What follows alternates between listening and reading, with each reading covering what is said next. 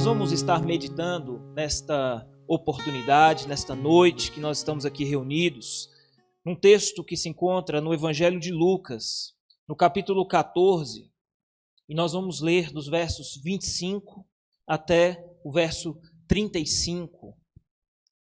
Foi-nos proposto aqui o tema Cumprindo a Missão, e certamente cumprir a missão, pregar o Evangelho, semear a palavra de Deus, não se trata de estar envolvido em alguma atividade da sua igreja, de participar de algum evento missionário na sua denominação.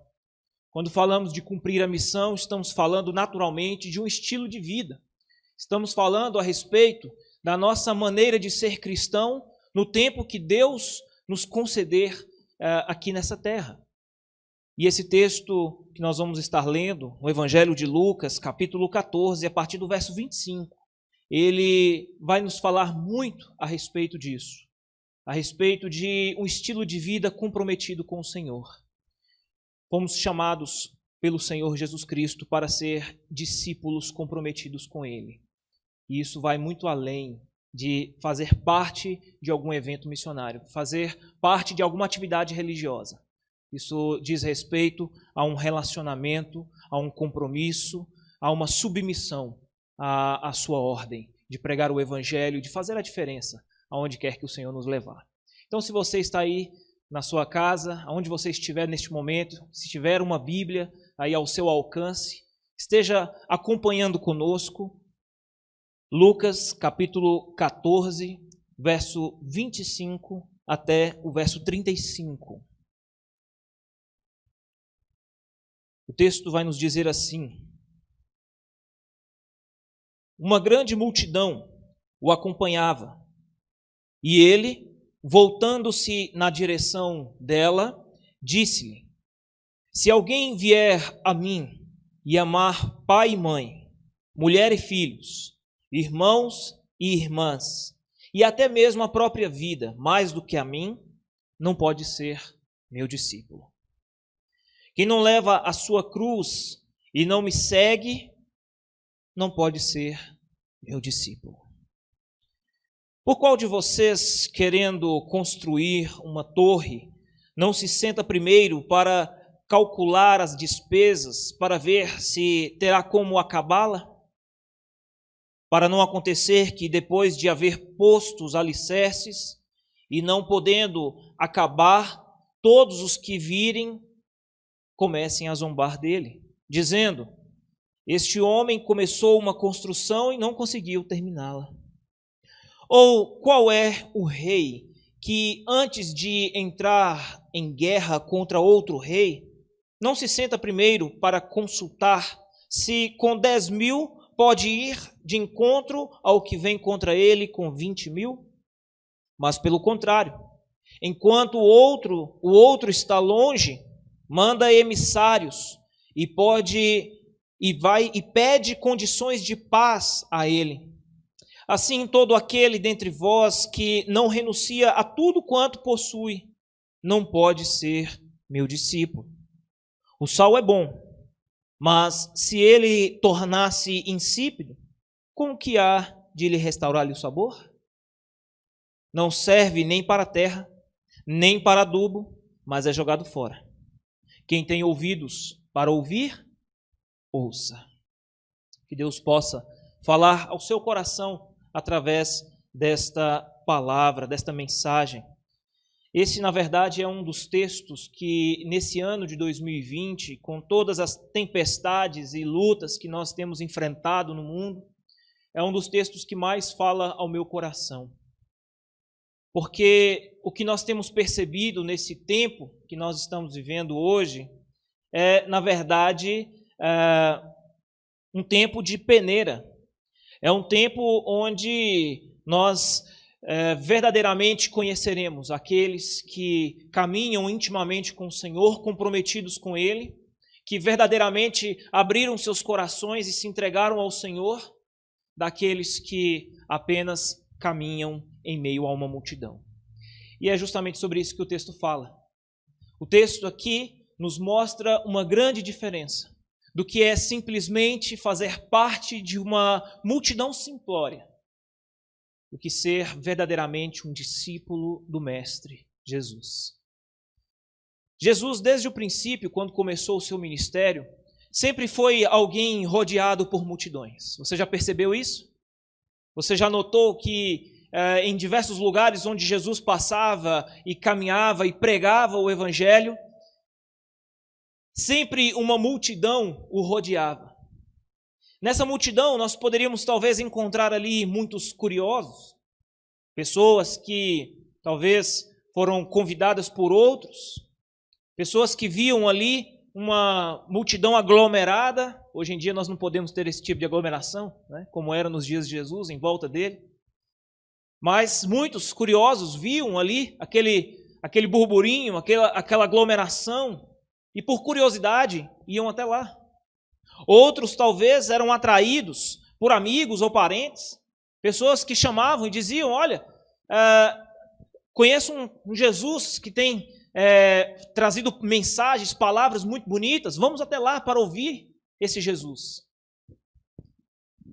Talvez muitos estavam ali por interesse, pessoas que eram atraídas por milagres, por curas, pessoas que não tinham a menor pretensão de seguir a Jesus e caminhar com Ele. Lembram-se daquela ocasião onde Jesus havia alimentado 5.000 homens com pão e peixe, 5 pães e 2 peixinhos?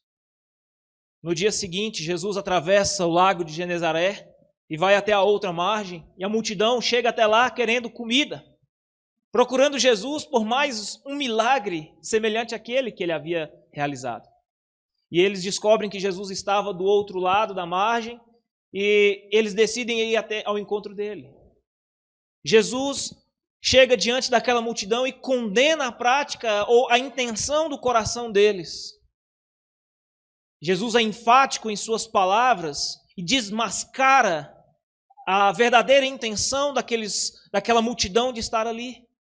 E quando eles percebem que não iriam obter aquilo que queriam, a multidão começa a se dispersar diante daquelas duras palavras de Jesus. Assim muitas pessoas também. Veja o verso 25, o que Jesus disse. Uma grande multidão o acompanhava. E ele, voltando-se na direção dela, disse-lhes: o que é que verdadeiramente Jesus disse àquela multidão? Nós precisamos, antes de analisar as palavras de Jesus dirigidas àquela multidão, destacar algo importante aqui. Quando nós falamos a respeito de uma multidão simplória, uma multidão qualquer, essa expressão multidão traz a nós a ideia de um semblante ou alguém, uma pessoa sem uma face, sem um rosto. Nós estamos falando aqui de alguém que não possui um rosto, um semblante. É algo muito genérico. Multidão. Uma aglomeração de pessoas ali. Não podemos destacar ali quem quer que esteja presente ali em meio àquela multidão. Nós estamos falando de um grupo de pessoas que não possui nenhum tipo de compromisso com aquele que se segue. Hoje você está junto à multidão, mas amanhã você pode não estar mais em meio à multidão. Existem muitas pessoas que preferem estar presentes em grandes igrejas, e não há nenhum problema de ser membro de uma grande igreja, mas existem muitas pessoas que encontram em meio a uma grande igreja, com muitos membros, uma oportunidade de se camuflar em meio à multidão. Porque em meio à multidão, talvez o pastor olhe para você e não te reconheça. Talvez, quem sabe, se um dia você faltar o culto, nem sequer a sua presença seja notada. Ou a sua ausência seja notada. Existem muitas pessoas que preferem estar próximo a grandes multidões porque ali ela consegue se esconder. Ela está ali e não é percebida.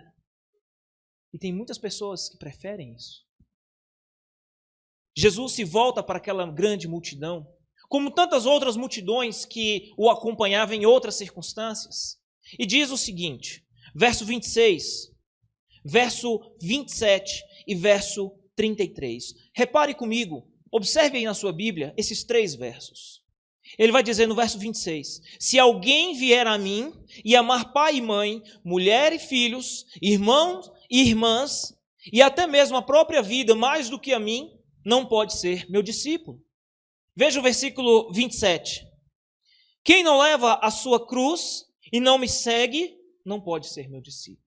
E veja aqui o verso 33. Ele diz, assim todo aquele dentre vós que não renuncia tudo quanto possui, não pode ser meu discípulo. O que Jesus está querendo dizer com essas palavras para aquela multidão?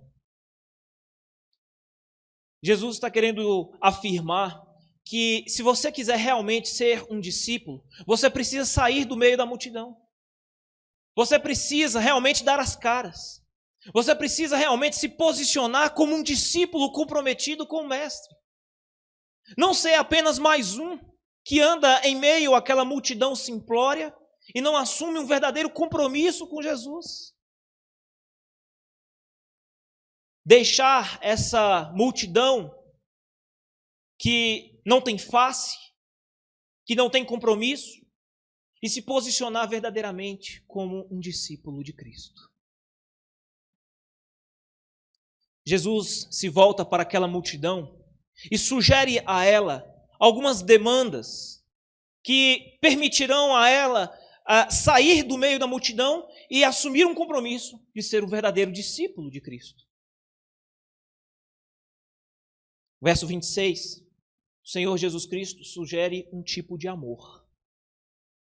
O verso 27, Jesus ele sugere um tipo de sofrimento. E no verso 33, Jesus sugere um certo tipo de renúncia ou desapego dos bens materiais. 3 demandas que Jesus se volta para aquela multidão e sugere a elas que possam assumir para que eles saiam do meio dessa multidão sem rosto, sem face, sem semblante e assumam um compromisso de ser verdadeiros discípulos de Cristo. Vamos analisar cada uma dessas demandas. Vamos observar cada uma dessas demandas que Jesus sugere a essa multidão, para que eles deixem de ser apenas uma multidão simplória e passem a andar com Cristo comprometidos como discípulos dele. Verso 26, veja o que está escrito. Se alguém vier a mim e amar pai e mãe, mulher e filhos, irmãos e irmãs, e até a própria vida, mais do que a mim, não pode ser meu discípulo. Apesar de Jesus estar sempre rodeado de multidões, e muitas pessoas durante seu ministério, como nós dissemos aqui, uma multidão não significa nada. São pessoas que podem estar ali, mas que amanhã podem decidir não estar mais. Podem haver curiosos, pessoas interesseiras, pode haver pessoas que foram ali atraídas por outro qualquer motivo. Mas Jesus se volta para aquela multidão. E apesar dele estar rodeado daquela multidão, Jesus ele tinha uma reputação e uma fama que não era muito boa. Talvez muitas pessoas poderiam se deparar com algum parente, com algum familiar, algum amigo, e essa pessoa dizer para ela, olha, fulano, eu vi você andando com aquele Jesus. Aquele Jesus que não respeita as leis de Moisés, aquele Jesus que não respeita as nossas lideranças judaicas, aquele agitador, aquele político, aquele Jesus que não cumpre o ritual do sábado, que não guarda, né, a dieta judaica dos alimentos, é aquele Jesus que parece ser um revolucionário, porque até então era essa a reputação que Jesus tinha perante principalmente os líderes religiosos daquela época. E talvez aquela pessoa, ao ser identificada como alguém que estava junto ali daquela multidão seguindo a Jesus, pudesse dizer, olha, eu acho que você me confundiu com outra pessoa, não era eu não. Não, mas eu te vi no meio daquela multidão. Não, você está enganado. Você deve ter me confundido com uma outra pessoa. Lembram-se quando Pedro negou a Jesus 3 vezes? Você não é um dos seguidores discípulos daquele Jesus? Não, eu não. Você está me confundindo com outro. Uma pessoa que está infiltrada em meio a uma multidão, ela não quer ser reconhecida como um seguidor de Cristo.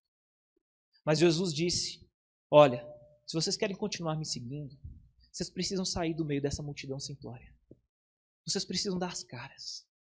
Vocês precisam estar dispostos a me amar e a dizer para todo mundo que vocês são meus seguidores, meus discípulos. Vocês precisam realmente abrir seus corações e estar dispostos a se entregar a mim e a me amar mais do que a qualquer outra pessoa. Mais do que seu pai, mais do que a sua mãe, mais do que seus irmãos, mais do que seus cônjuges. Jesus diz àquela multidão, olha, para vocês saírem do meio dessa multidão simplória e se tornarem discípulos comprometidos comigo, vocês precisam estar dispostos a me amar mais do que a qualquer outra pessoa. Mas Jesus ele não se refere apenas a um tipo de amor superior a familiares e amigos. Não. Inclusive, aqui, um tipo de amor que supere o amor próprio. Veja só o que ele diz, a parte B do verso 26. Ele diz, irmãos e irmãs, e até a própria vida.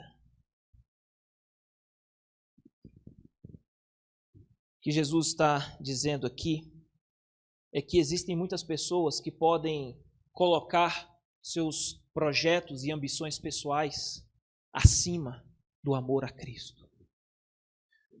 Não há nada de errado em relação a você ter projetos e ambições pessoais, conquistas, sonhos, desejos. Não há nada de errado. Mas o que Jesus está dizendo aqui é que muito daqueles sonhos e desejos pessoais que nós possuímos, nós podemos colocar inclusive à frente do nosso amor e da nossa submissão a Ele como Mestre e Senhor da nossa vida.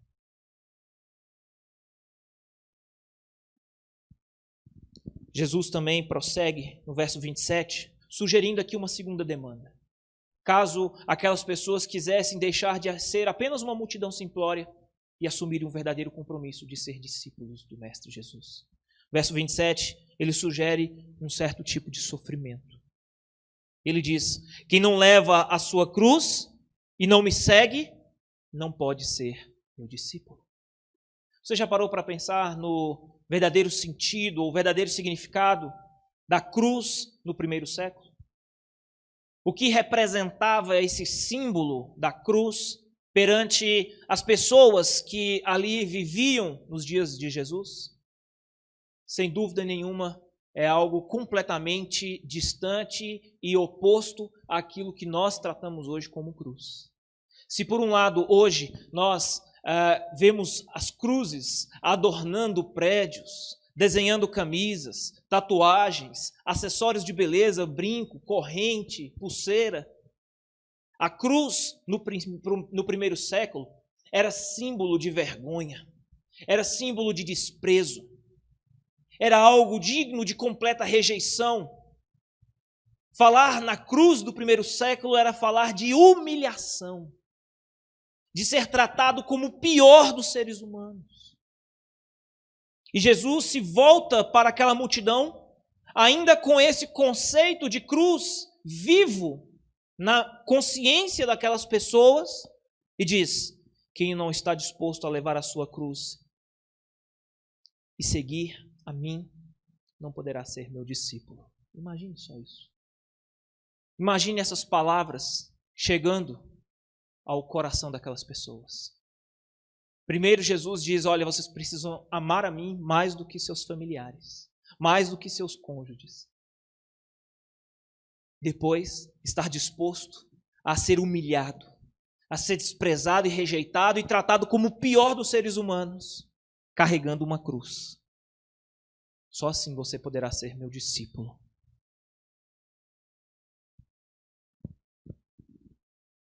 Não basta ser apenas uma multidão simplória.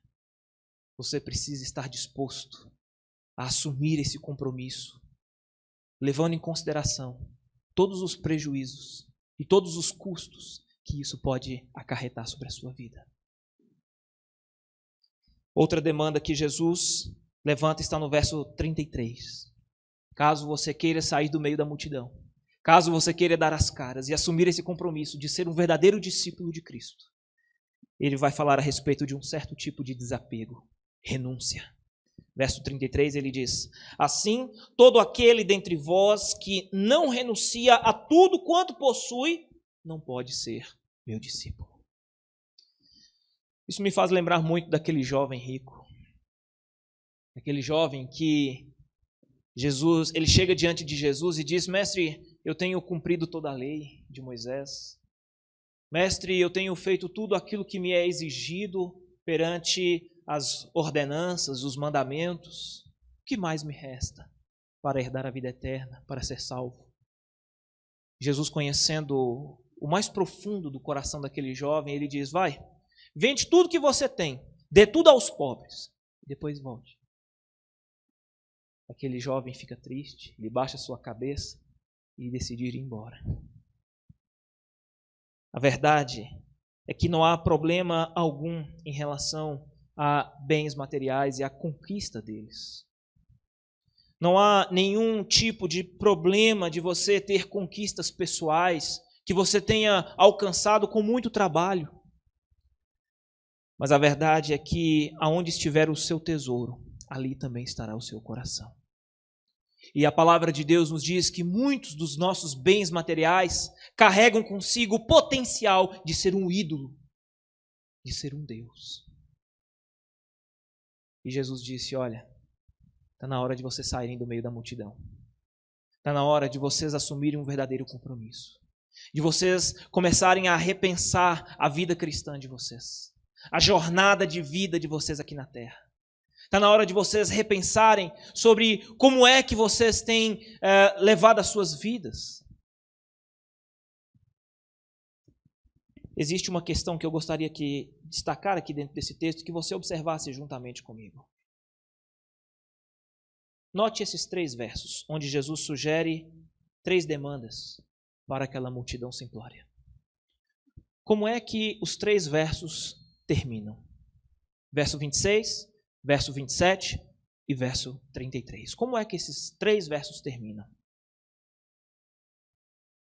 Não pode ser meu discípulo. É assim que terminam os 3 versículos. E o que eu aprendo com isso? Eu aprendo que quem determina a medida do discipulado não sou eu, é Jesus. Não sou eu que determino qual é a medida da minha vida cristã, do meu cristianismo, do meu relacionamento com Cristo. Não sou eu que dito as regras. Não sou eu que determino: olha, eu vou na igreja domingo de manhã, mas domingo à noite eu não vou. Não, eu vou na quinta, mas domingo de manhã não dá. Agora à noite dá para mim ir. Não, eu vou chegar um pouco atrasado, não tem problema nenhum. Não, esse ano eu não vou assumir nenhuma responsabilidade na igreja, não. Mas se alguém precisar de mim, pode me chamar. Não sou eu que determino qual é a medida da minha caminhada cristã, do meu relacionamento com Jesus. Não sou eu que digo quando é que está bom e quando é que está ruim para ser um discípulo de Cristo. As normas, as regras são ditadas por Jesus.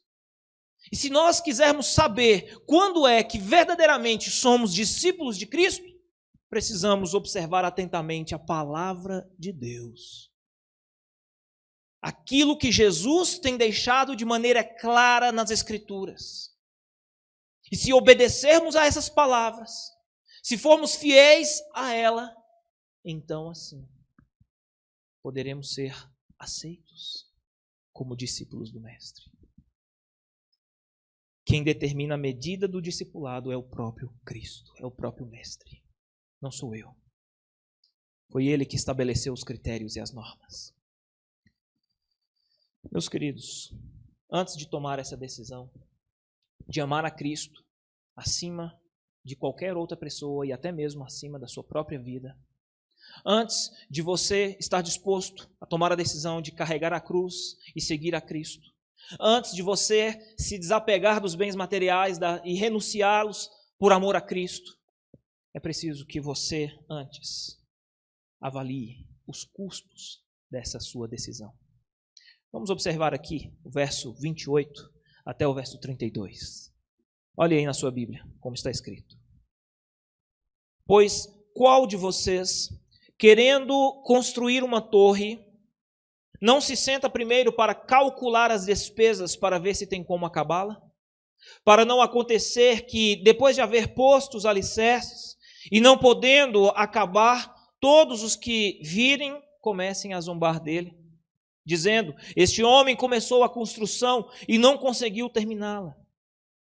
Ou qual é o rei que antes de entrar em guerra contra outro rei, não se senta primeiro para consultar se com 10.000 pode ir ao encontro de quem vem contra ele com 20.000?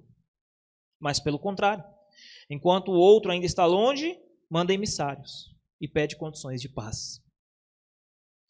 Jesus usa aqui duas ilustrações diferentes para falar a mesma coisa. É preciso sentar antes e avaliar o custo do discipulado. Avaliar se haverá ônus ou bônus, se haverá apenas as benesses ou se haverá algum tipo de dano colateral. É preciso sentar antes e calcular de forma consciente. Não podemos simplesmente achar que a vida cristã é apenas um mar de rosas. Achar que é tudo muito lindo, maravilhoso. Que é apenas levantar as mãos para os céus, fechar os olhos e adorar. E sentir aquela paz no coração, aquela alegria. E imaginar que a vida cristã se resume somente a isso. Porque não é. É preciso estar consciente das nossas decisões. Não podemos simplesmente achar que vamos sair do meio da multidão e assumir esse compromisso de ser discípulos, movidos apenas por um sentimento de paixão, porque lá na frente nós podemos se deparar com a realidade da vida cristã. Podemos até nos decepcionar e frustrar.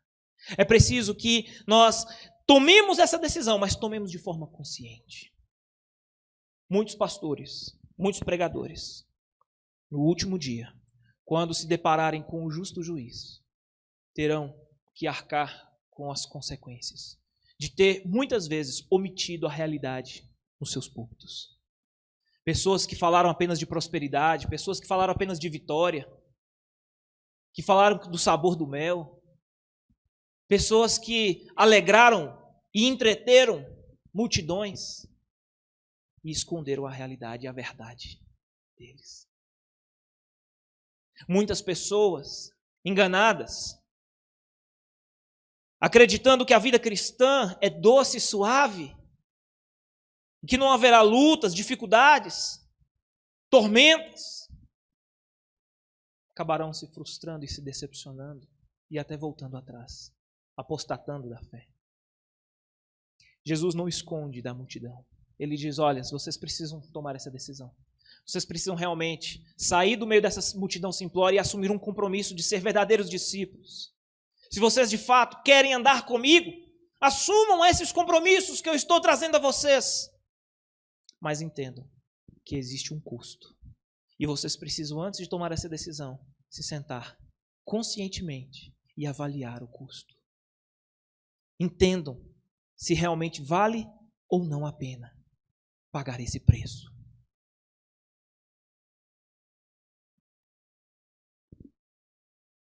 E qual será o fator determinante para essa escolha? Qual será o fator determinante para conduzir você a tomar essa decisão? Sem dúvida nenhuma, será abrir o seu coração e crer no Senhor Jesus Cristo, estando disposto a pagar qualquer que seja o preço, entendendo que um preço ainda maior o Senhor Jesus Cristo já pagou por nós. E que nenhum sofrimento, nenhuma luta, nenhuma dificuldade que nós possamos passar na nossa jornada, nessa caminhada seguindo a Cristo, seguindo o Mestre, poderá superar todos os danos e prejuízos que nós colheríamos na nossa vida se não tomássemos essa decisão de seguir a Ele. Sem dúvida nenhuma, o que diz respeito à morte eterna, ao inferno, à condenação, a ira de Deus sendo derramada sobre mim.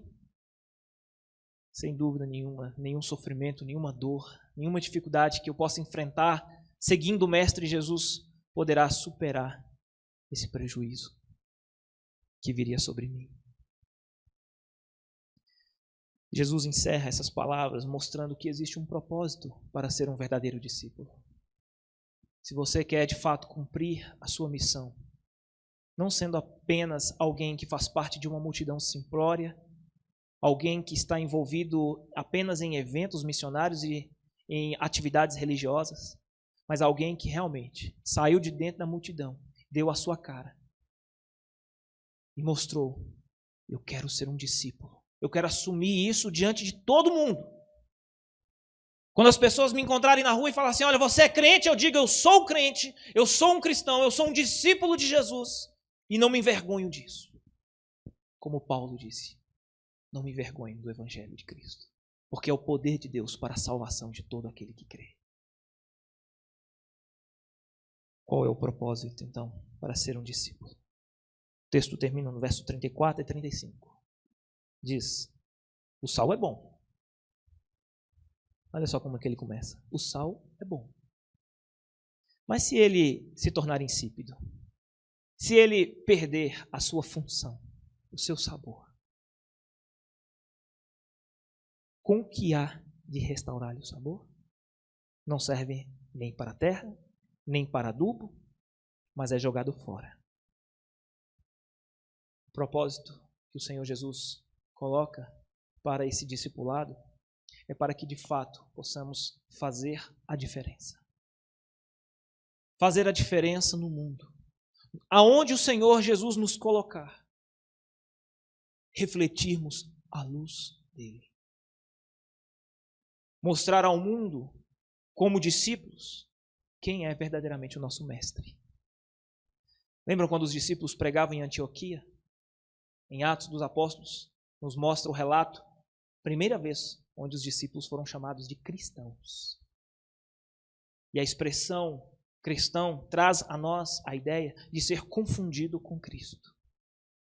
De alguém que fala como alguém, que se parece com outra pessoa, que de tanto caminhar com aquela pessoa se tornou semelhante a ela.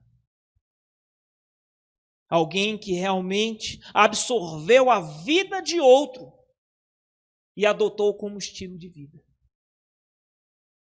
E quando falamos de ser cristão, estamos falando de propagar a imagem de Cristo através da nossa vida. Fazer a diferença nesse mundo é mostrar ao mundo quem é o nosso mestre, quem é Jesus.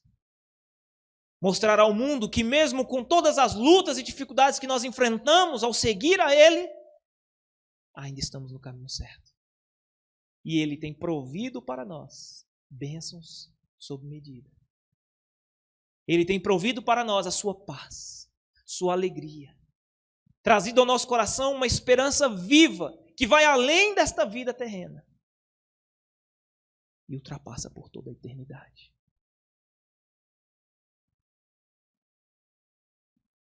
Um discípulo verdadeiro, ele existe para fazer a diferença.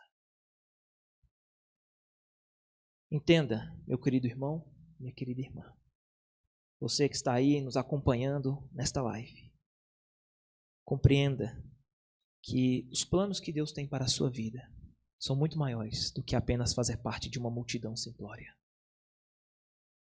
Jesus tem chamado você para sair do meio dessa multidão, se tornar um verdadeiro discípulo, alguém que está consciente do custo dessa caminhada, mas que entende que vale a pena passar por tudo isso para fazer verdadeiramente a diferença nesse mundo e glorificar a Ele, nosso Senhor Jesus. Amém?